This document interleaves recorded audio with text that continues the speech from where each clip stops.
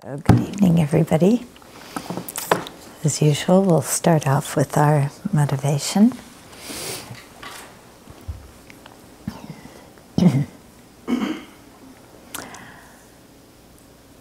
So, as my mother used to say, just who do you think you are? And so pause for a minute, and who do we think we are? What is our gut feeling about how we exist, who we are?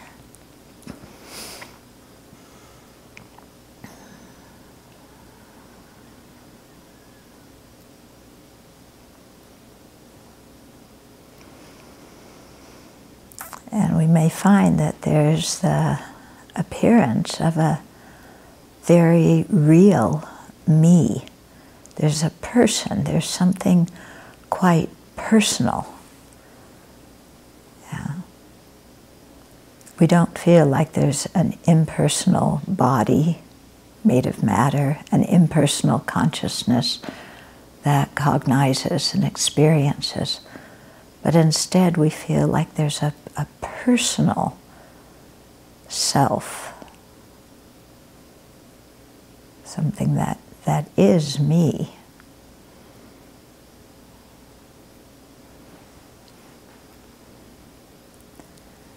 And yet,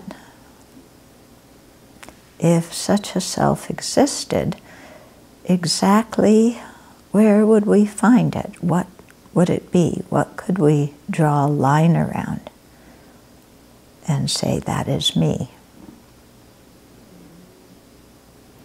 Because there's only this feeling of a personal self. But what does that feeling refer to? I mean, what is it besides just a thought?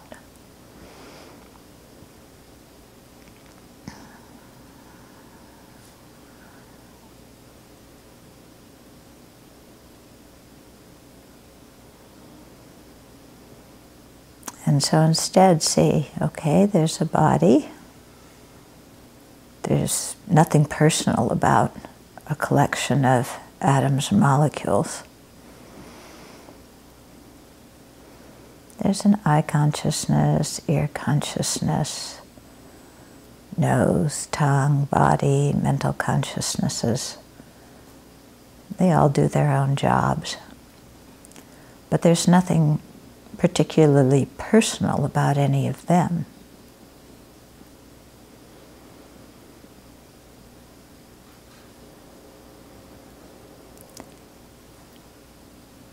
And so what is this person that seems to be there? Is it different than the body and mind?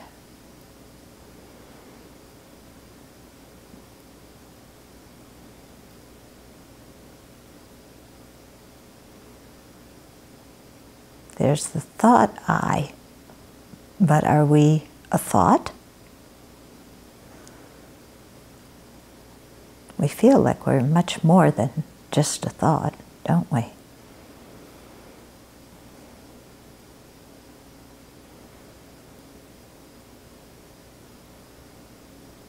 But what else besides a thought could we be?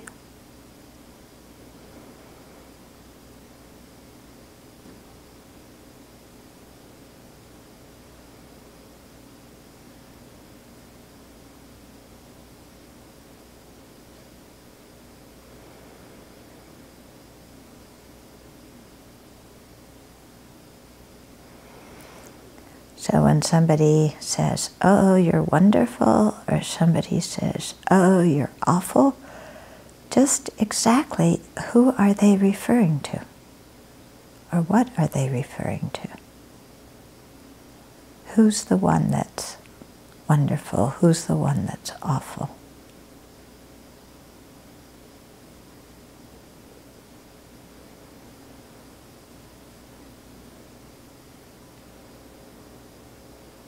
There's just a body and mind there, that's all.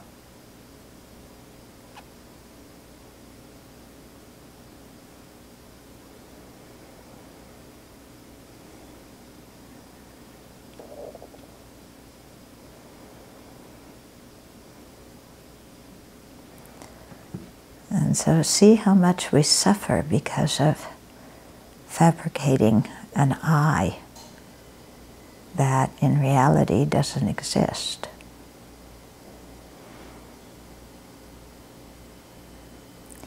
And then think of how much all other sentient beings suffer too, because they fabricate this personal identity that is the self,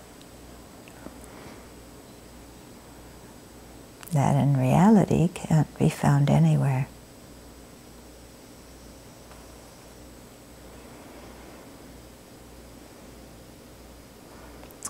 So for the sake of these sentient beings who don't have a real self, we who also don't have some kind of personal self are going to aim for the highest awakening for their benefit. So let's have that be our motivation for being together.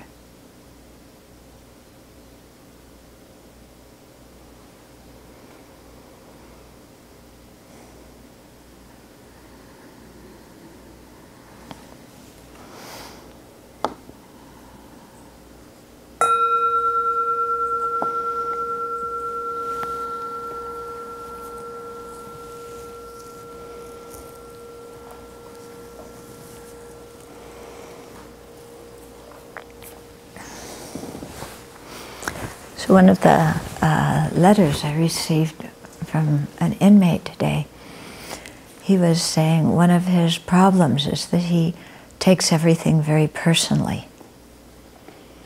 Yeah, so people give him some feedback and he takes it so personally and he gets quite upset, and then he gets down on himself for getting upset, and then he doesn't feel connected to other people, he feels disconnected. And so he was saying all of this. And I was thinking that that's all happening on the basis of supposing that there's a personal self there. Yeah, because when we feel, I mean, our feeling about self is, there's something personal there, isn't there? It's not something just impersonal. There's something personal. Yeah, that's very important. That's very precious.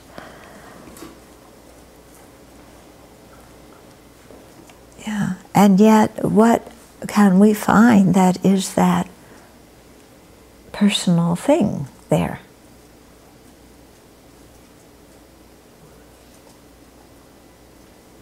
Yeah, exactly what can we find?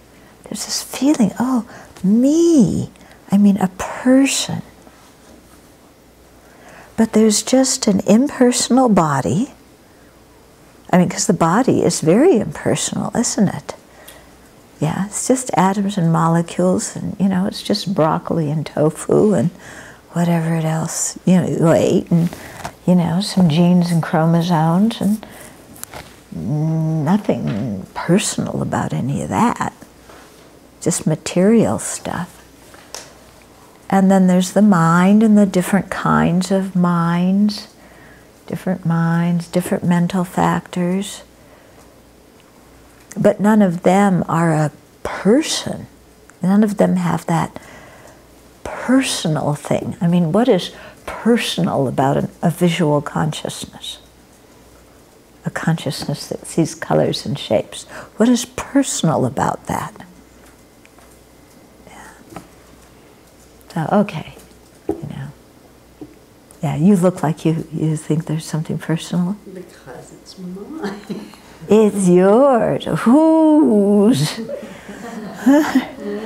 Yeah, who's this person that it belongs to? I'm the one that sees those colors and shapes, not you. Yeah, but there's just a visual consciousness. So what kind of I is there that, you know, that sees these things? It's just a visual consciousness that does.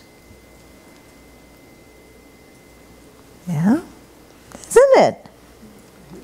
Yeah? Then there's a mental consciousness. It thinks all sorts of thoughts. Most of them are off the wall. Aren't they? Yes. You know? Most of them are completely nutty. So what is this personal thing that's there, that feels? I mean, when you look at it this way, can you get this real feeling of there's something personal here? Yeah, there's a person, huh? Yes, it's unique, it's special. Yeah. Yeah, it's me. Yeah. And yet, what can we actually point to that we can say is that? Yeah? Like you were saying, it's my visual consciousness. What are you going to point to? Who's the owner of the visual consciousness? Yeah? Who's the owner? Yeah? I mean, look, who in the world is the owner of this visual consciousness? Yeah? Who's the owner of all these off-the-wall thoughts? Yeah? When somebody says you're good, when somebody says you're bad, just exactly who are they talking to? It's another one my mother said. Just who do you think you're talking to anyway? Yeah? My mother had a lot of good ones. Yeah? Who do you think you are? Who do you think you're talking to?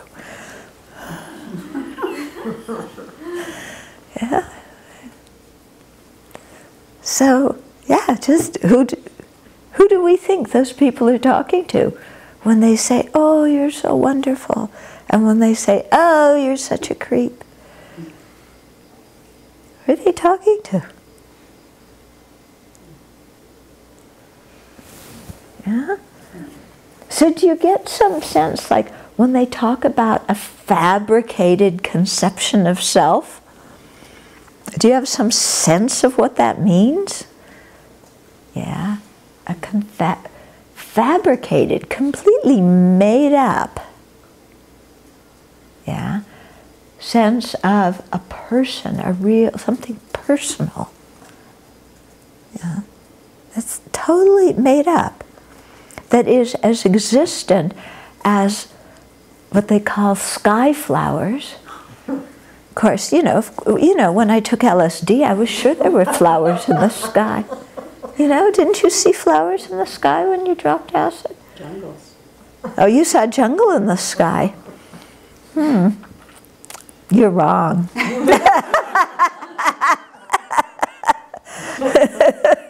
Of course, you thought I was wrong. Okay? So that kind of person that we base our life on is as existent as sky flowers, a turtle's mustache, a rabbit's horn, and weapons of mass destruction in Iraq. Yeah. In other words, totally non-existent. Now somebody's going to say, but, you're going too far, you're being nihilistic. Prasangika doesn't say that. Actually, it does. Prasangika says an inherently existent person is totally non-existent. And that's what I'm talking about. Prasangikas do not say the person is totally non-existent.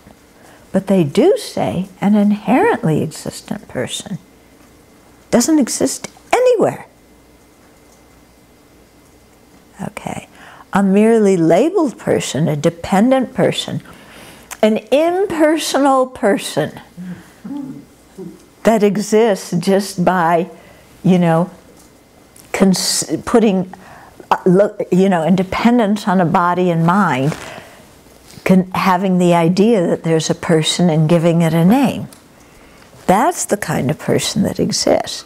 Beyond that, there's nothing. Yeah. Lama Zopa would go, haven't you realized emptiness? You see things just barely exist. Yeah, the way he would say barely, they just barely exist. You know, just because there's the thought. Yeah. That doesn't mean if we stop thinking about things, they stop existing. Yeah. We like to think that, oh, I stop thinking about death, then death won't happen. Yeah, that's ridiculous, isn't it? Okay. But it is saying that what exists dependent on conception and name.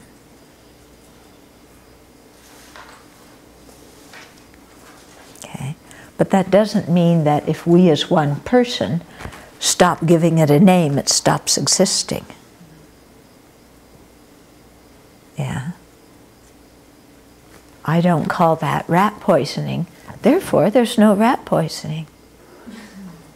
Yeah. Therefore, I can drink it. Good luck. Okay.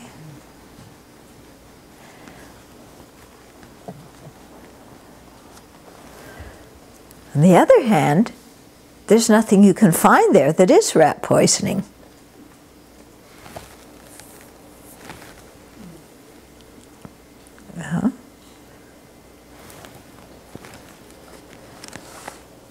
So what is it that's making you sick if you drink it?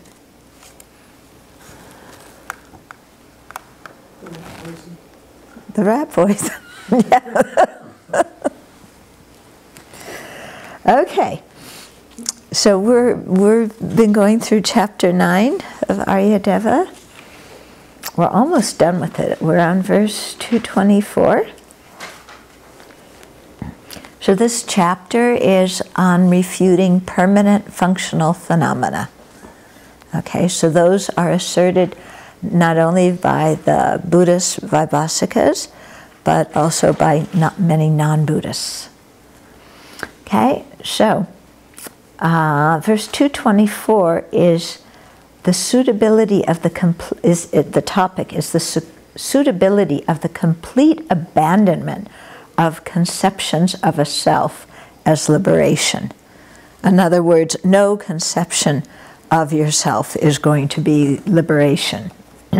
So the verse says, it is certain that those liberated from suffering have no other self.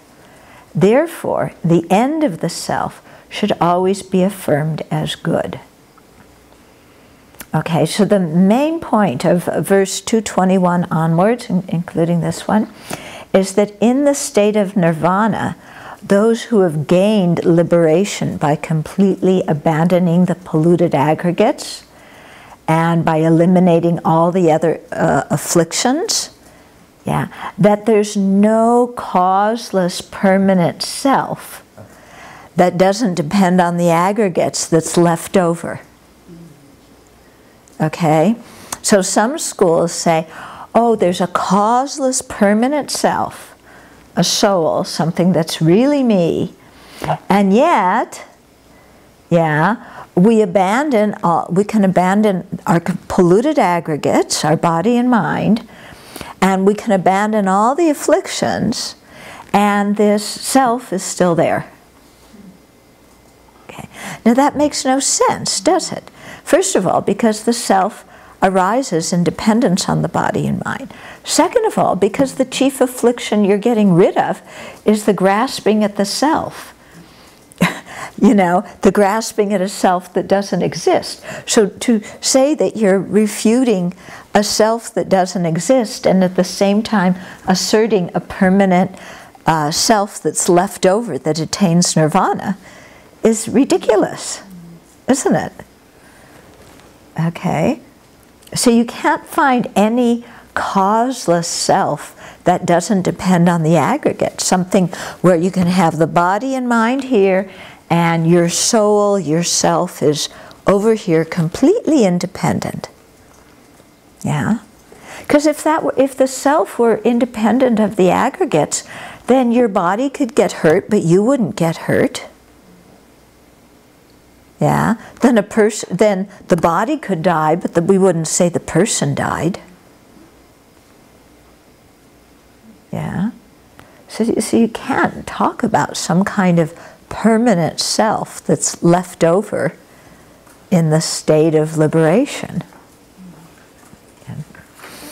Okay, therefore, the complete ending forever of self-grasping and the conception of self is good. So that's what the last two lines, when they're saying, therefore the end of the self should always be affirmed as good, it means the end of grasping at that kind of self is always good, or the end of believing in such a kind of self is good. So the conclusion is, never assert the existence of such a useless, permanent, liberated self. Yeah. I think that's an interesting adjective, useless. Yeah. Some kind of permanent self that's liberated. What's that permanent self going to do? I mean, it's useless, isn't it? And so now verse 225 follows that up, okay? Because it says the conventional is preferable, but the ultimate never is. Ordinary people have some belief in this, but none in the ultimate. Okay. So, somebody's saying, if there's no liberated self when there's liberation, yeah, and nirvana, which is called the ultimate, is the mere ending of conceptions of self, yeah, through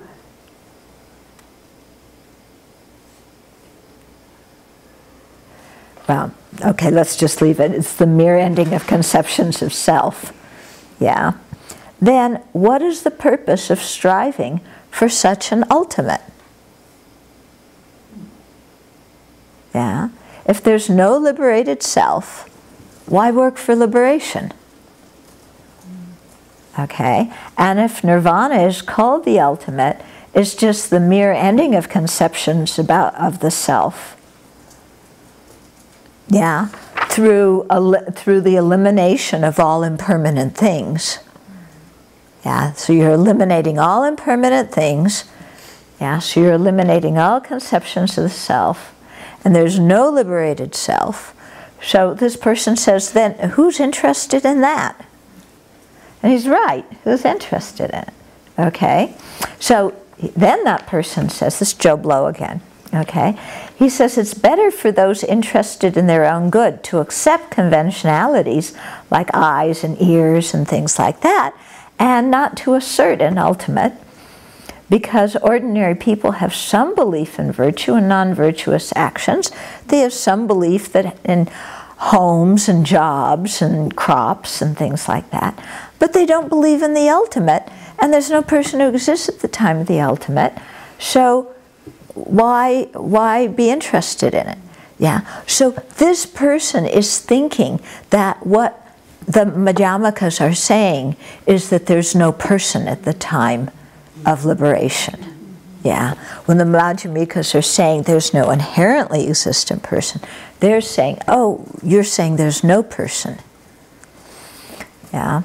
When Madhyamikas are saying, you know, we've destroyed all self-grasping and afflictions, these people think, oh, you're destroying everything that's impermanent. Okay, so of course then who's interested in? So then the Madhyamikas have to say, but that's not what we're saying.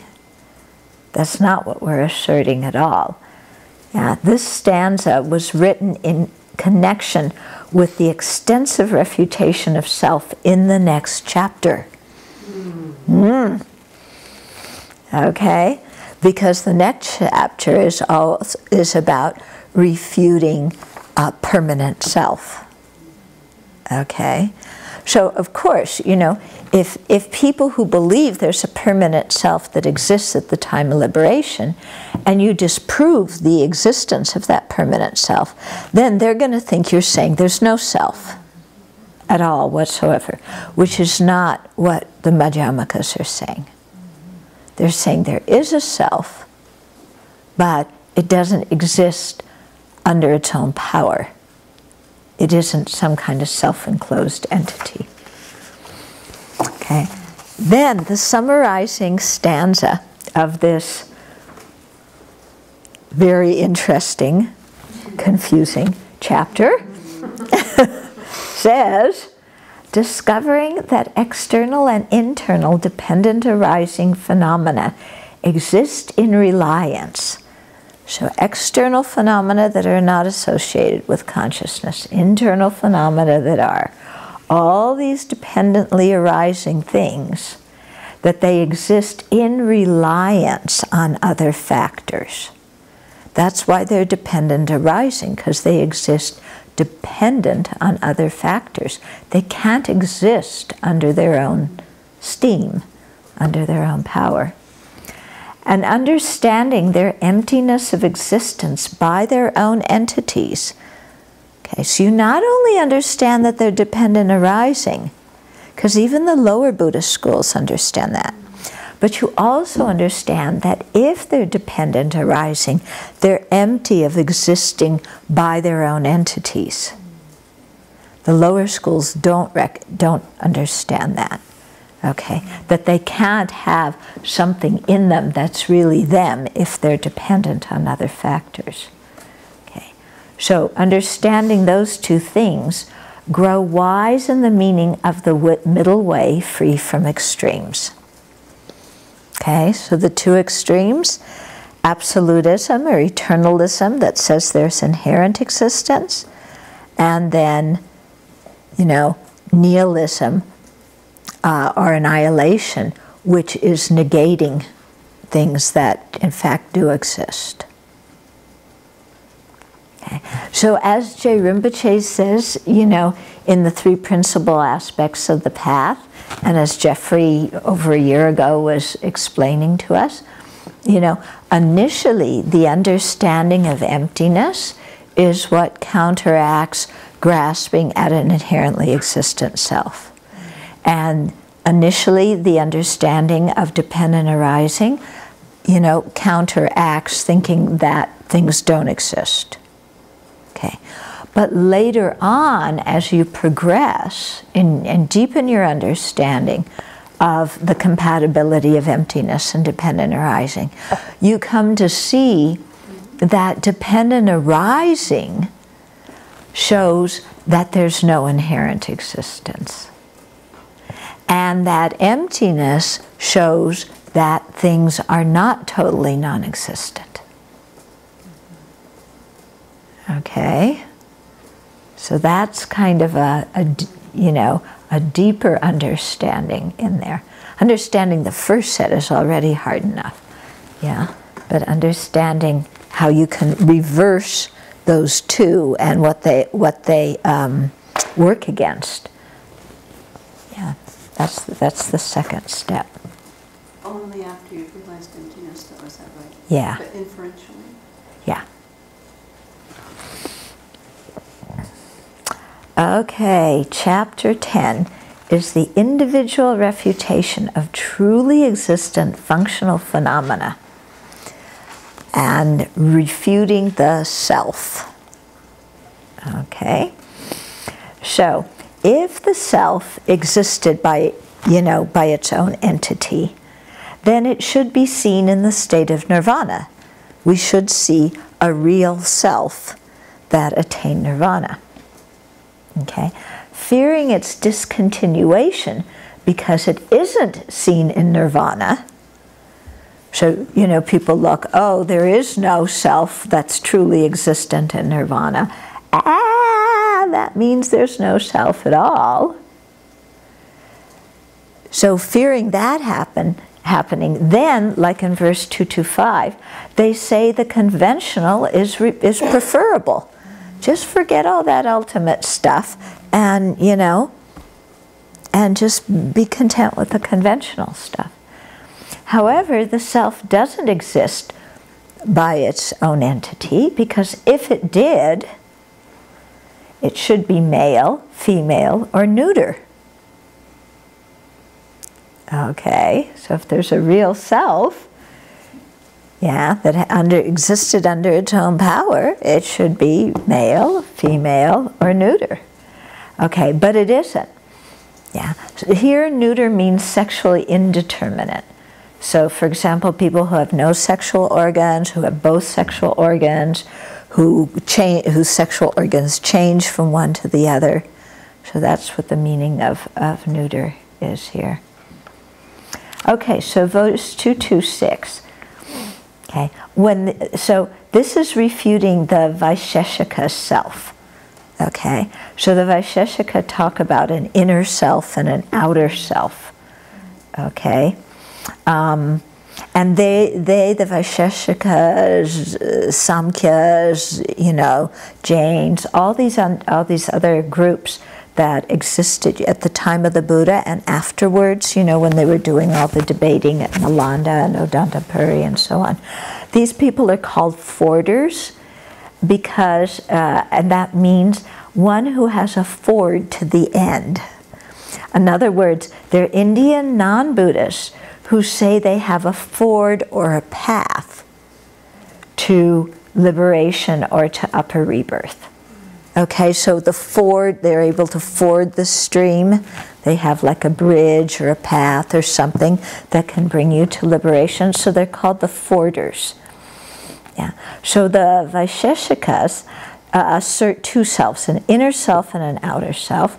The inner self is inside the body, and it makes the various sense organs engage with objects. Yeah? So, I mean, makes sense. Yeah, it makes sense, doesn't it? There's a self inside the body that makes your eyes perceive things and your ears hear things, okay? Yeah. And it is the focus of the conception of I. And the external self is a combination of the body and the sense organs, which assists the inner self. Okay, so the external self, the body and the sense organs, and it assists this inner self, which is what makes the sense organs engage with their objects. Okay, so there's some kind of self that's calling the shots. Okay, so the inner self doesn't exist. We're telling them the inner self doesn't exist from its own side, because if it did, yeah, if you had a self that existed from its own side with its own entity, then that self should be female or male or neuter, which would mean that if you were a woman, you would be a woman in all lives. And if you were a man, you would be a man in all lives. If you were neuter, you would be neuter in all lives. Okay? But that isn't the case, is it? Okay? And it's saying femaleness, maleness, these things aren't attributes of the self. Yeah. So this is, well, let me read the rest and then I'll, yeah. So thus the inner person who is an agent, you know, an agent that causes the sense organs to function, doesn't exist by its own side. Because when it's neither male, female, or neuter, it is just out of ignorant confusion that you think that you're male or female or neuter. Okay? It's a fabrication, like thinking a rope is a snake. And then there's a sutra quotation that says, "An attitude of doubt foments poison, and though it has not entered one, one faints." Okay, so we fabricate ideas about this and that, and even though those things aren't real, or we aren't them, we still faint. we still react as if those things are real. Okay? Now, this is a very interesting topic, okay? Whether we're inherently male, inherently female, inherently neutral. Here I'm just going to shorten it by saying male and female, okay? But we're not excluding the neutral people. Yeah. Okay? So, you know, part of our identity is, you know, I'm this sex, or I'm this gender. Yeah? This is me. I am this. Yeah? As if always I am this. Yeah? I'm a woman, therefore I think like this. I'm a man, therefore I think like this. Yeah, I'm a woman, therefore I act like this. I have no choice. Therefore I'm a man, or I'm a man, therefore I act like this. There's no other way that men would act. And we have this idea in our mind that we are one sex or the other sex. And I think that is one of our, you know, most fundamental identities. Because when a baby is born, that's the question people first ask. They don't say, is it blue-eyed or brown-eyed, or what color hair does it have? They say, is it a boy or a girl? And so from the very get-go, you're dressed in pink clothes or blue clothes, or yellow if they weren't sure what you were going to be. Yeah? But they very soon put you in pink or blue afterwards. And then you get addressed as boy or as girl. And parents will treat baby boys and baby girls differently. You know, it would be a very interesting experiment to have parents not know the gender of their child and see how they treated the child. Yeah, because ever since you're very young, all these cultural associations of what women are, how girls are, what men are, how boys act, all of that is just transmitted without thought into us. Yeah, and we grow up believing it. Okay. So then, yeah, when somebody says, well, what about you is inherently male or inherently female? Yeah, then it's a little bit difficult to pinpoint, because you see that you only call yourself this sex or that sex based on the the way certain molecules and atoms are arranged in your body. That's the only basis upon which male and female are distinguished in actuality, isn't it?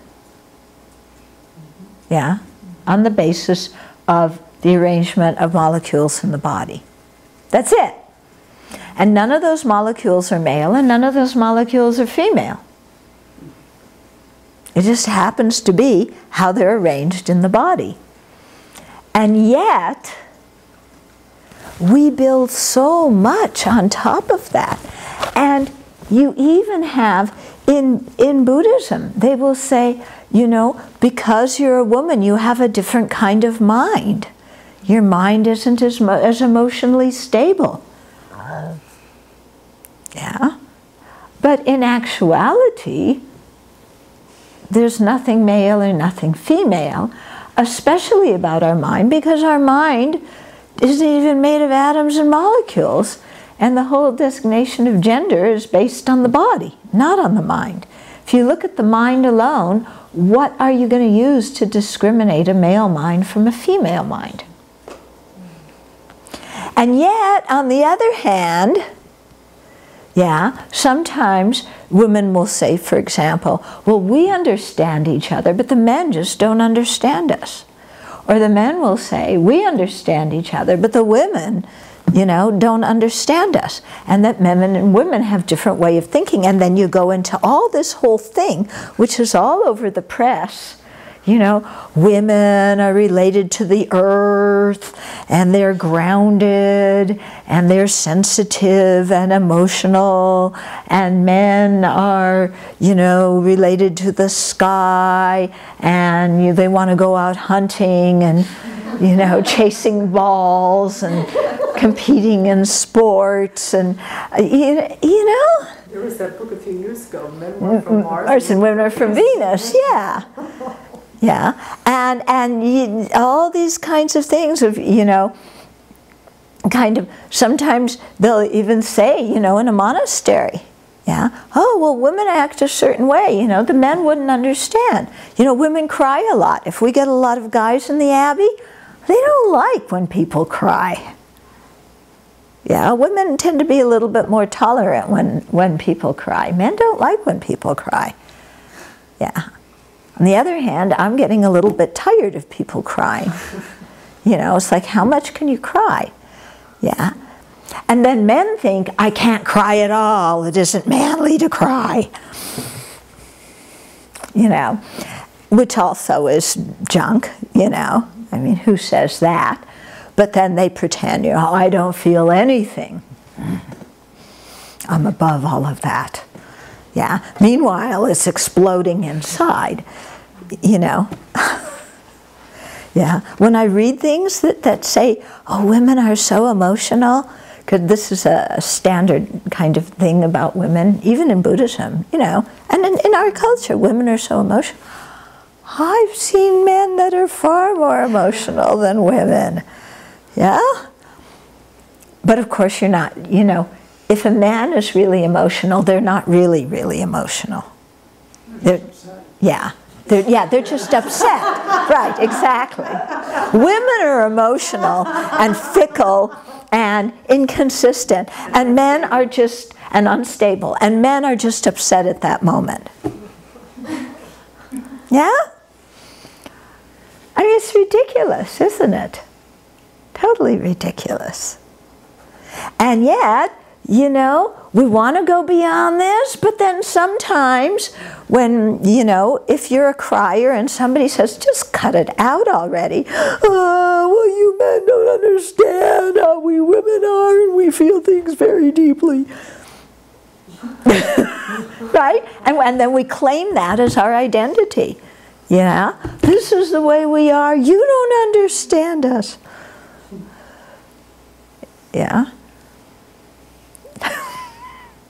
You don't have any feelings. Man, you don't feel anything. Yeah?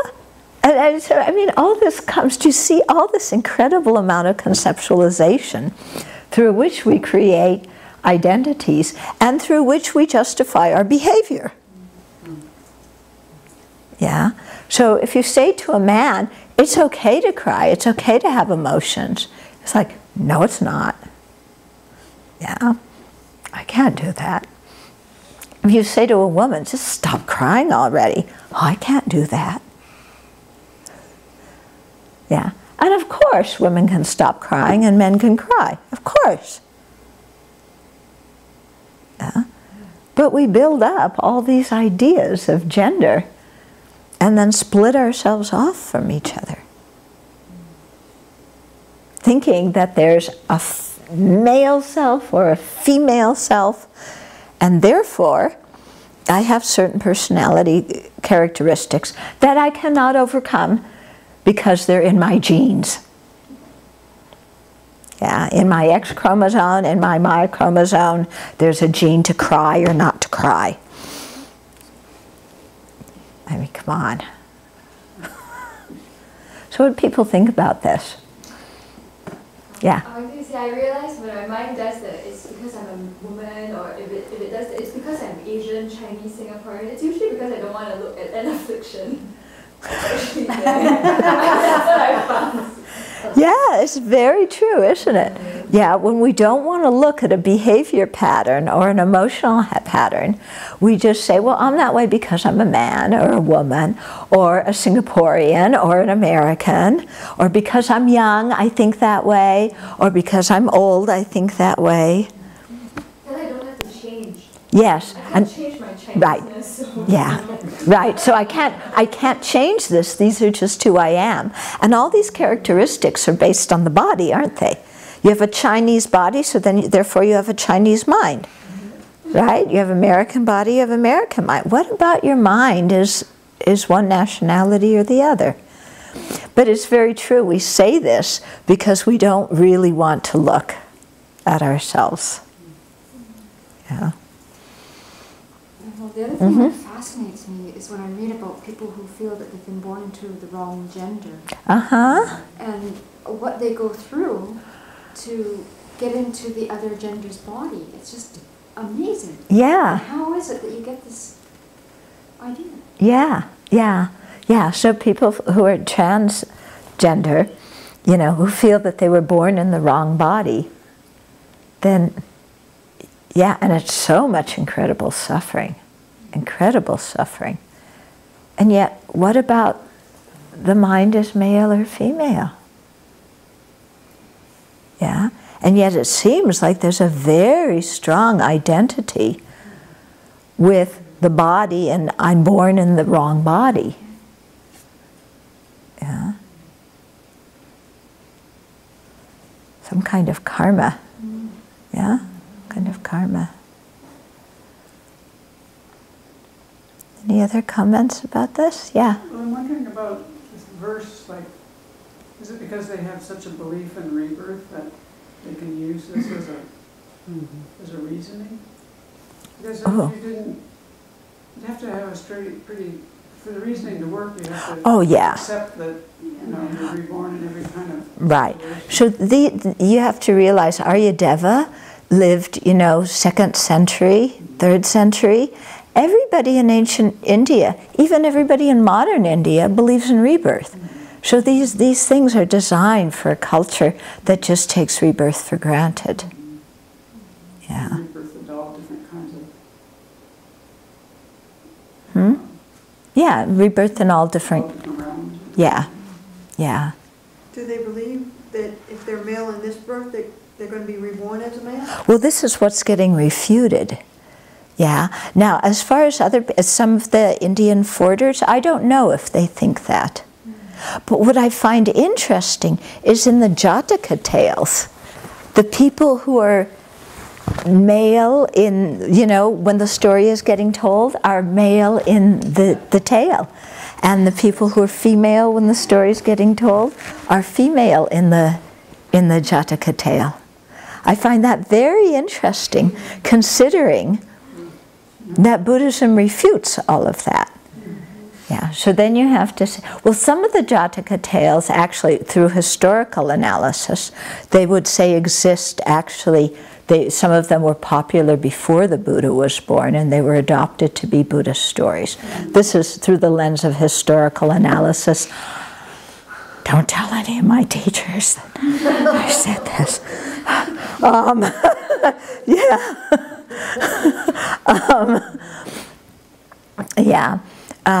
And it could be that culturally, it's easier for people to accept these stories if you don't change too many things in them. But you can be a frog, that's okay. You can be a frog, and you can be a frog that talks. That's right. Yeah.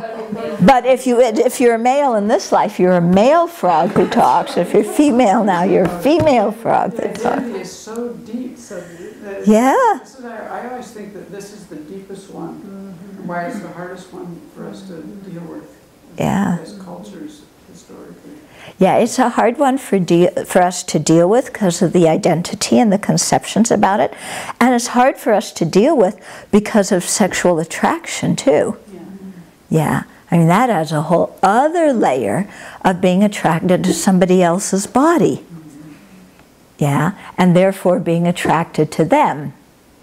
So are you attracted to the body and therefore attracted to the person, or attracted to the person and therefore attracted to the body? But what is the person that you're attracted to? You attracted to their mind? Yeah. I remember I only watched one Star Trek in my whole life, but it was a very interesting one because they were on some kind of thing, and somebody fell in love with somebody else in the spaceship. But then, you know how they were all, I guess they got zapped and sent to different places. Anyway, somebody got zapped, and when they came back, they were born inside some kind of box or something. That was their body, and they were the other gender. Yeah. And so then the person that fell in love with them was, well, do I still love them? They don't look like they used to.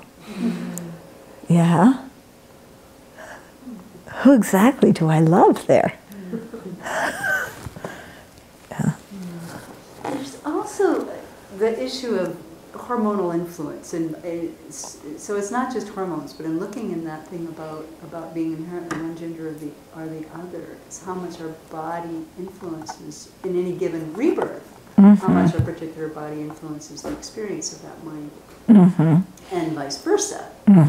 So that's also hard to separate out. Okay, so in that mix, it's the hormonal influence and how the hormones influence the brain or the mind, yeah, and how does that, you know, how does some hormones, I mean, the hormones must influence the brain, and that must, or they must influence the winds, and then the winds influence the mind. But there again, we use the thing of, you know, we use the thing of, well, I'm crying because it's before my period, so, you know, don't blame me for anything because I'm just emotional because I'm crying. Yeah. And we do that when we don't want anybody to blame us for something. But then when people say, oh, women just cry before their periods, you say, oh, you're so sexist. No, we don't. The guys going through their midlife crisis. Oh, okay. They also have a version of that where they go looking, quote, stereotype, looking for women that are half their age and get their hair dyed and drive fast cars and stuff like that. Yeah, okay, so when men have their mid-age crisis and look for women half their age and get a red sports car and, yeah, have an affair and do something different with their hair and, yeah. So there's something, you know, how the body's influencing that. Yeah. I remember reading a study once about how as women we react and respond to our hormone changes, and it very much is dependent on how our mothers acted. So if you have a mom that had terrible cramps when she had her period, then as a kid, you know, usually you did. So it's very much a learned, it's not so much. Okay, so you're saying that whether your emotions change according to where you are in your cycle, that there was a study that found that it very much depends on how your mother acted and what she let you know, how you were supposed to act when you were little. Yeah. I can still see the hormones playing a big part though, because like went and met with one of my friends the other day who I hadn't seen in almost 10 years, and she just found out she's pregnant. She's about 3 months pregnant, and she goes, "Oh my gosh, my hormones are this and that, and I'm a completely different person because, you know." So I just see, you know, I mean, testosterone versus the estrogen or whatever. Yeah. So I mean, it'd be more like dependent causes, though, I suppose. Yeah, yeah. Okay, so when you get pregnant and your hormones change, you change. Yeah. Then after you have the baby, you go through postpartum. But then again, how much is learned, how much is really due to the hormones. Yeah. And how we accept this when we want an excuse for how we're acting, and how we don't accept it when we see it as somebody blaming us or you know, being prejudiced. A lot of it has to do with how society, I mean, conceptualizes these things too. I read this essay about how, I mean, just the whole idea of premenstrual syndrome. You're figuring every woman goes through this every month. It's not a disease. It's not a syndrome. Yeah. Yeah. And so of course this essay got a bit woo-woo. It's a bit like, this is a sacred time where women get in touch with their inner truth, blah blah. Right. Let's think of it a different way. Yeah. It's not that you're hysterical, you're getting in touch with these repressed emotions or something or other. Yeah, okay. Yeah. So again, how much conceptualization we have it. That even it's called PMS as if it were a syndrome, but it's like it happens to half the population every month. But then also how you can, you know, some people say, oh, you know, I'm not just crazy emotional, I'm getting in touch with my real feelings, or I'm, you know, in touch with Mother Earth. Yeah, and grounded and, you know, feeling in touch with Mother Earth and the creative energy, you know, and you guys don't have any idea of what this all is about. But apparently there's a place on the earth that woman doesn't go to PMS. They don't have those. Huh, interesting. Yeah. I never read that article, but I heard about it. Huh, There's you a heard place that, I don't know a where place it is. where, yeah. But Right. It's a power place, or because it's not in the culture? Yeah, right. But I heard it was cultural. Yeah, right. I mean, if you're raised that way, Exactly. then you're not going to think anything about it. Rearing children, I mean, like, you know, like, I don't know, I was always surprised, like, when I was young, your mother was in the hospital for weeks. And then in other countries, they were like going back to work in a few hours. Yeah. Get up off the field and Right. Yeah, Stand up. yeah, Yeah, stand up and keep working. yeah, that's true. It's true. Yeah. In older times and in other countries now, you have a baby and the next day you're back at work. Oh. Yes, well, in my country where I grew up, we had this strong sense also of female and male as child. And where I grew up, the educators used the gender as threatening tool. They put boys, when they didn't behave like they should be like boys, into female clothes. And they had to go along the kind of school, and they got so threatened by that. Yeah. And we were 6, 7 years old. Yeah. So we were aware of that already, how different the gender is. Yeah, and that's interesting because you're saying where you lived, when the boys misbehaved, they put them in girls' clothes. But when the girls misbehaved, did they put them in boys' clothes? No. Yeah. You might have wanted it. Yeah. But this is the same way that they say, if you insult somebody saying, oh, you're just like a woman, you will be reborn as a woman 500 times. So then it would make sense that if you insult somebody saying, oh, you're just like a man, that you would be reborn as a man 500 times. But no, it takes more good karma to be born as a man. This stuff is really too much. I agree. I agree. Yeah. I think it depends upon what you think is good in what culture. Yeah? Okay. Oh, we have 1 minute left. Any closing thoughts on this issue? Well, hormones. I was thinking about when I looked up the thing about elephants for a BBC one day. They do say that when elephants go wild, the ones that are still killing people in villages in India, that these male elements, their testosterone levels go up hundreds of times during that period. Yeah. So it's not exactly, I mean, so that's also gives weight to, there's a lot of influence from the physical. Oh, there is influence. I mean, yeah, there definitely is.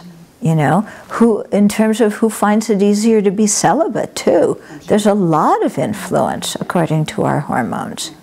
Yeah, and as you said, you know, when the male elephants start on a rampage, their testosterone goes way up. I'm sure with, you know, yeah, I mean, whenever people are doing some kind of, you know, aggressive action, also their hormones change. Yeah, so you don't know is the thought changing the hormones, which then goes and changes the thought, which then again changes the hormones. Yeah. There's a comment from John Lancaster, quite long. So John says, there are so many factors that influence our behaviors. In the end, we are responsible for what we think, and then consequently for how we act. What food we eat, how much we sleep, whether we exercise or not, are factors that can help us with our ability to focus and concentrate, and therefore to live in a manner that reduces afflicted states of mind. This discussion is spot on because it also talks about many of the external environmental factors we need to deal with. So there's many factors that exist that influence how we act. Yeah. But again, you know, when we want to make these things influence us, we talk about it, and when we don't want to think that they influence us, then we negate it. Yeah. That's when we're really attached to them. We tend to want to not make them something we have to look at because there's a wanting to stay in that. Yeah, or wanting to justify our feeling. Yeah, yeah. But, you know, there's many things and, yeah, many different factors in there. So the alternate excuse would be, oh, that's just human nature. Yeah, right. Sorry. Yeah.